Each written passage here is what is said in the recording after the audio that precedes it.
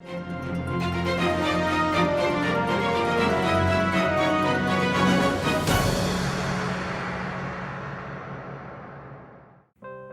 India के digital platform पर आपका स्वागत है। 3 अगस्त को लेबनान में धमाके में सीरिया के दूतावास के मुताबिक मरने वालों में 43 सीरिया के नागरिक थे। वहीं कुछ बंदरगाह पर काम करने वाले भी लोग थे। लेबनान में 10 लाख से ज्यादा सीरियाई लोग रहते हैं, जो सीरिया में चल रहे लंबे संघर्ष की वजह से शरणार्थी के रूप में आए थे।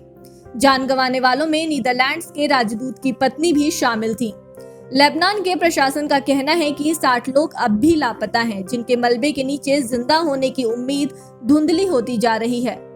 लेबनान के राष्ट्रपति और प्रधानमंत्री कह चुके हैं कि 2750 टन एमोनियम नाइट्रेट, जिसे आमतौर पर खेती के लिए उर्वरक के तौर पर इस्तेमाल किया जाता है, इसके अलावा निर्माण या खनन कार्यों में विस्फोटक के तौर पर भी इस्तेमाल किया जा सकता है। इतने अमोनियम नाइट्रेट को 2014 से अब तक बिना किसी सुरक्षा के बंदरगाह पर वेयर हाउस में रखा गया था। बुधवार को राष्ट्रपति ऑन ने वादा किया कि लेबनान का प्रशासन इस घटना की पारदर्शी तरीके से जांच करेगा। साथ ही उन्होंने कहा कि लापरवाही के जिम्मेदार लोगों की पहचान की जाएगी और उन्हें कड़ी सजा दी जाएगी। हालांकि तभी से अंतर्राष्ट्रीय स्तर पर जांच की मांग उठ रही है, लेकिन इस मांग को राष्ट्रपति ने शुक्रवार को यह कहते हुए खारिज कर दिया कि सच को कमजोर करने के लिए बंदरगाह मामले में अंतर्राष्ट्रीय जांच की मांग की जा रही है। अधिकारियों का कहना है कि ऐसा लगता है कि धमाका आग लगने की वजह से हुआ।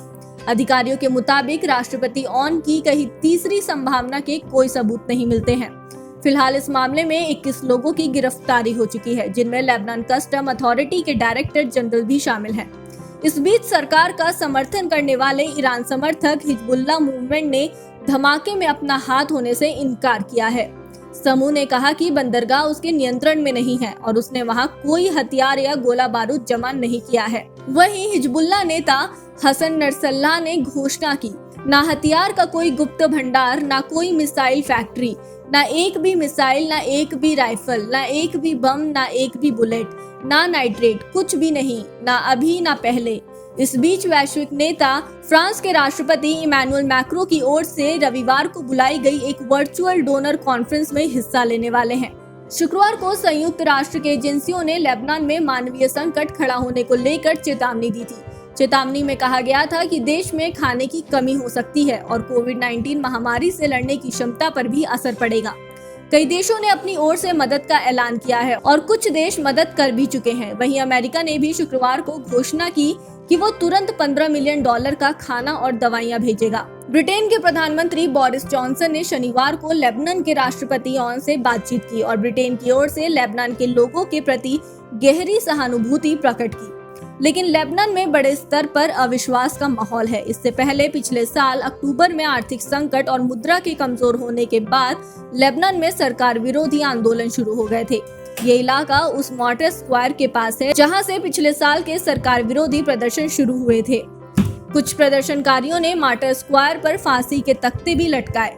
शहर का गुस्सा दिखाने के अलावा मार्च का मकसद विस्फोट के पीड़ितों को याद करना भी था, जिसमें कम से कम 154 लोगों की मौत हुई, 5000 से ज्यादा लोग घायल हुए और करीब 3 लाख लोग बेघर हो गए। लेबनान के राष्ट्रपति मिशेल ऑन धमाके की अंतर्राष्ट्रीय जांच की मांग को खारिज कर चुके हैं।